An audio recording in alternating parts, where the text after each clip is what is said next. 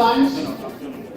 J. So this is a common actually used in Thailand. Quite a bit of products if you go to the market, also in restaurants, that indicate that the food will be as close to vegan as it possibly can be. Sometimes even a bit more with no onions and garlic, but it's actually a safe system. So if you go into any markets or anything, you want to look at any kind of packaging for this. Does everybody know what this one is? This is what's used in India. Now this is actually, we like to say, is a green light for vegetarian, but not necessarily vegan, okay? But why we like to say it's a green light is because then that means you can pick up the product and you can read the label and see. So it gets you one step closer to having a vegan product. What's amazing in India, I think they've done an incredible job on it. I'm looking forward to the day when they even go a little bit further and making it a vegan sign. But it's actually on candies. Somebody had mentioned about candies like gummy bears and stuff like that. You can go into candy stores and they'll either have this, the green sign, or they'll have just the opposite, which is what? Red. Yeah. Which is also amazing. It's also on like soaps and shampoos and toothpaste. It's also on alcohol, which is quite amazing. So you can go into, if anybody drinks, you can go into a wine shop and you can actually look on their beer or their wine or their hard alcohol and there'll be a green dot. That being said, I'm going to do a, okay. That being said, I'm going to do a kind of a shout out that the #1 beer in India is Kingfisher, which is not vegetarian, which is pretty amazing. The #1 beer. Why I say that is because, again, if you go into any wine shop or if you're at a market and you look at the symbol, you will not see a green dot. All the other beers practically are, except Kingfisher, which is the #1 selling beer in India. Okay, just so you know a little bit about us,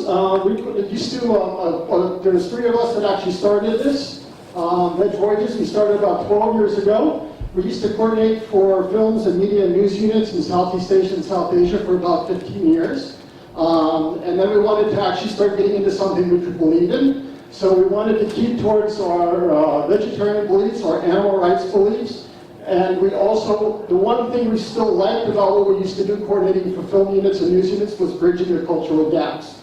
So we started back in 2005 with 3 trips in one country, in India and Rajasthan. We now do over 23 trips a year in 5 different countries. Why I want to say that, I don't think it's because we're necessarily doing a good job. I just hope that that's because there's more and more vegans in the world. It was actually started by my partner, is R.K. Singh. And then he is actually, we all come from 3 very hardcore, big-time non-vegetarian communities. If anybody's familiar with the Rajput community in India, they have a kind of a famous reputation of being hardcore, especially the men hardcore non-vegetarians. So you see to the left of Mr. Singh, for our Indonesian friends here, she is Batak. And Bataks also have a reputation of being a pretty hardcore non-veg community. And I come from Texas. So we all 3 come from very non-veg communities, but we have been vegans for years. Why I want to say this is a lot of vegans, unfortunately, or vegetarians, they don't want to travel, or if they do want to travel, they want to play it safe. Safe means often going to just a tourist destination, tourist area. They come to Bangkok, they stay in House on the Road. You're not going to learn anything about a local culture and experience, and it's extremely important to. And the reason why is, does everybody know, if you're not familiar with Maya Angelou? She's an author, poet, and activist, and she said, perhaps travel cannot prevent bigotry, but by demonstrating that all peoples cry, laugh, eat, worry, and die, it can introduce the idea that if we try and understand each other, we may even become friends. Very important words to this day, I would say. Okay, but also importance of travel and cuisine. Why? Don't dismiss the dish by saying that it is just simple food. The blessed thing is an entire civilization in itself. Another great quote, history and culture offer us a vibrant living society that we see through cuisine. Cuisine, like language, is a great way, it's a gateway into learning about a local culture and the history of the destination we are at. One of the biggest examples I like to bring up on that is trade in chilies. So everybody's familiar with chilies? Now chilies actually originated in the Americas, they believe. There's actually different theories on it, but this is the most consistent, over 7,000 years ago. It didn't make it to Asia until after Columbus landed in the Americas in 1492. At that time, pepper was very costly. So why that helped chilies take off? The Portuguese, after Columbus had arrived in the Americas in 1492, had three different chili types growing in Goa within 3 decades. And then that took off like wildfire. The Portuguese, as you know, were in Southeast Asia. They were big in the trade business. And it became a substitute for the very expensive pepper, black pepper. And it became a substitute. It had a lot of the same qualities. But a chili plant you could just grow and just use. So all of a sudden, at that time, pepper was worth its, they used to say, worth its weight in gold. So this actually kind of helped it get over. So if you understand now, chilies are actually very much a part of Southeast Asian cuisine, synonymous in South Asian cuisine, but that's actually where they originated. And that's just one story. So if you look at many, many different stories, cuisine is very reflective of the local culture, but also the interaction that that local culture has had with other people, and the influence in history and heritage can be seen through that. Okay, traveling vegan in South Asia and Southeast Asia and beyond, many people will say it's easy. That's not necessarily true. If you're out of the big cities or any place where Happy Cow doesn't already have a listing, then you're going to have a difficult time actually finding vegan food.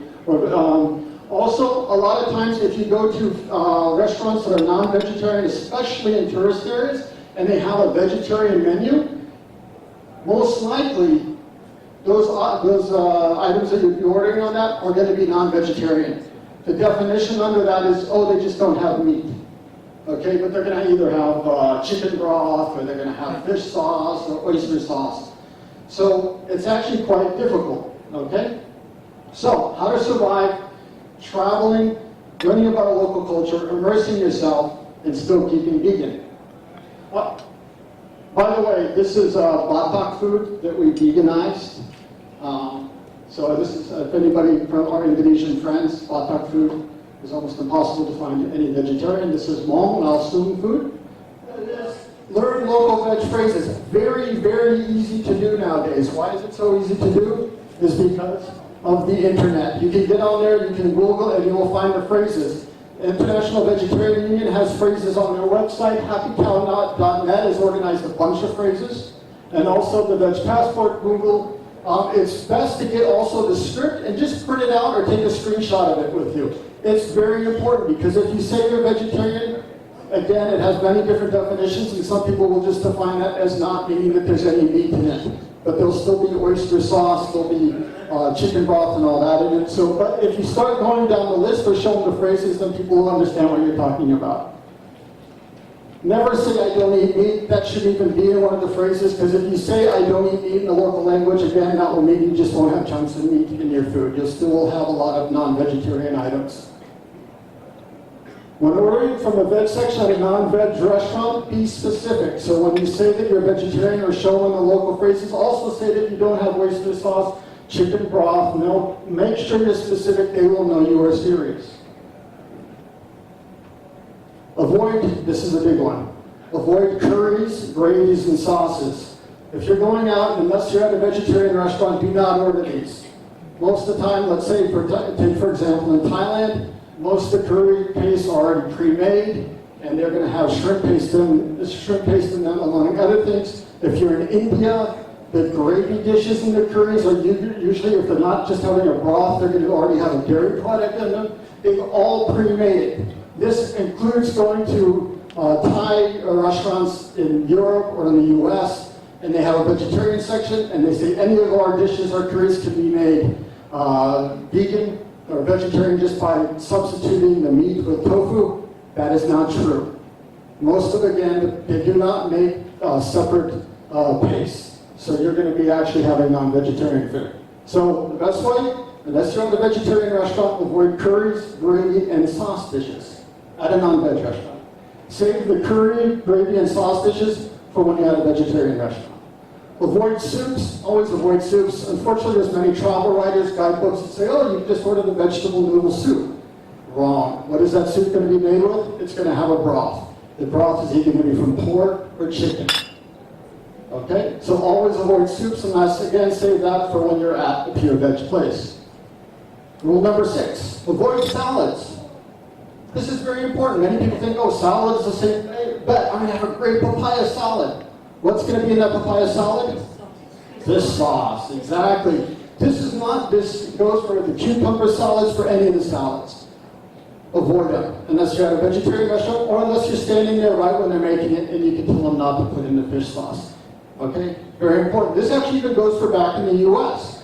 Most of the dressings are even at the salad bars and all that at big places, all are non-vegetarian, just for reference. Unless it's specifically indicated at being vegan. Okay, no ready-made. That's kind of the golden rule. Order dishes that need to be made from scratch, always fresh. So order something that's not like a curry-based or a soup-based or something that's already going to be pre-made at the beginning of the day or the day before. Where they need to make it from scratch, then they can take care of your special dietary needs and make sure they don't include all these extra things that you're accidentally going to get in your dish. Do your research and hunt out a local veg restaurant. Very important, and there's so many resources which I'm going to show you in a moment. You just take a little time to do that research before you go traveling, and it will save you hours, if not days, of frustrations or headaches, or just eating from nuts, almonds, and peanuts and stuff like that that you get from a mini mart. Okay, a few examples. Keeping safe as a vegan in India. We put a dose up there because usually they're going to make that. They're going to be safe. You just have to tell them no ghee or butter. But dose is kind of your best bet. Don't avoid all curries if you're a vegan. Okay, like myself. Though India is home to the world's largest vegetarian population by far, it's hard to find 100% vegan food.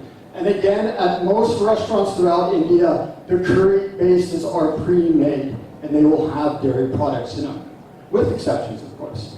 It's also that not many people are aware about this, but India is the largest exporter of beef in the world. Beef includes buffalo. Kind of crazy. And what is fueling that for them to be the largest beef exporter in the world?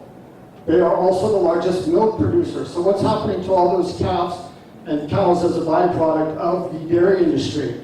Well, there is a population in India that does eat beef and buffalo, but it's not a large population, definitely not enough to keep up with milk production. So they are exporting them, and they are now the largest beef exporter in the world. Okay, so in India, avoid gravies, makhani, which is a butter dish, dal, naan. Everybody probably likes naan bread. Avoid it. Okay, unless you're at a place that specifically makes vegan naan. Naan is going to usually have either milk, curd, and sometimes also can have egg.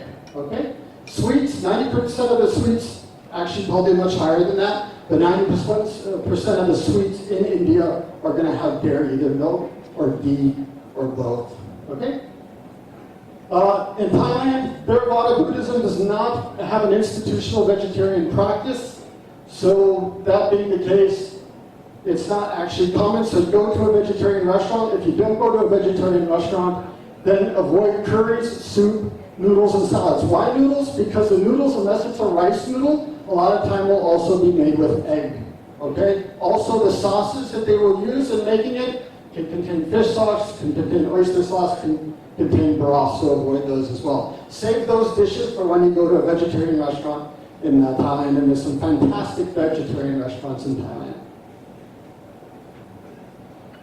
Same rule goes for in Laos. And why I say here, many travel writers and guidebooks are right. I don't like to say right or wrong, but it's true. And unfortunately, a lot of the guidebooks are written by people that are not vegetarian or vegan or have a true understanding of it. And they put misinformation.